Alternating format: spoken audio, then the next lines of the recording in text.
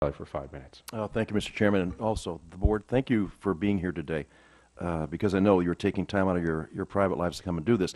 My questions are mainly for the mayor, because I also sat in the city council in a very small town, a third-class city. Bless you.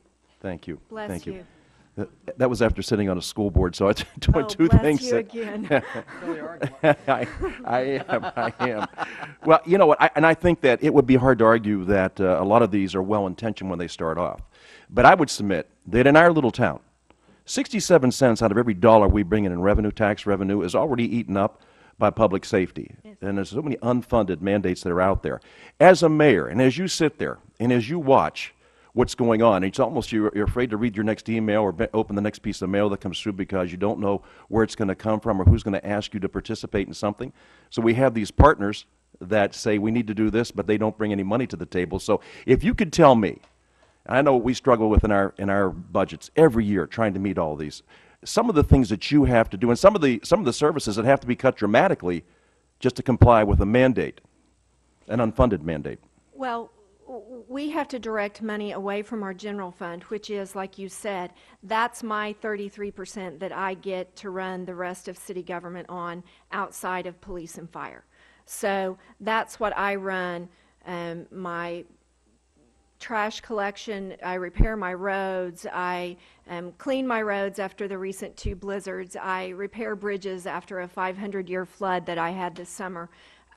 So you're exactly right. What we are looking at this year is simply trying to decide whether or not we're one of the fastest growing communities in Oklahoma.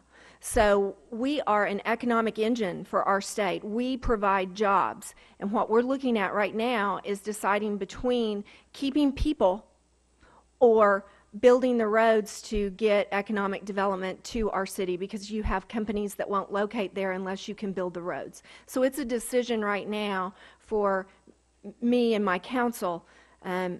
Priorities. We have to prioritize, are we going to do the infrastructure projects that we've already delayed because last year we could not build roads, we couldn't do the repairs we needed and that we had budgeted because we had a 9% decrease. So we're making those decisions. I talk about in my written testimony that there's a program called NIMS. Nobody can fight about the fact that Homeland Security is very important.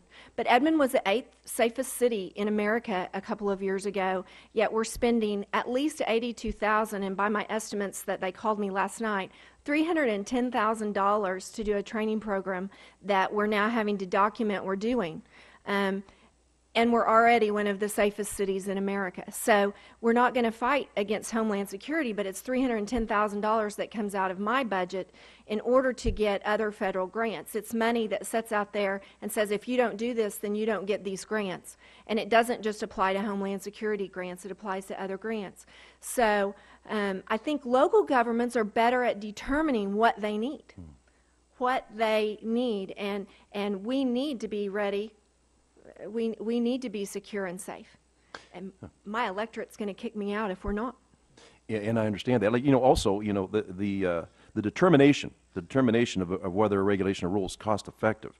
And what kind of a formula do you understand that they use to actually determine if it's cost effective? Is there a real cost benefit analysis there? I mean, I have never seen it, and it usually doesn't make sense to those of us that actually have to pick up the tab on this. So I've never seen it. Yeah, well, I've never seen it. From any of the regulations that are imposed on the city, I've never seen it.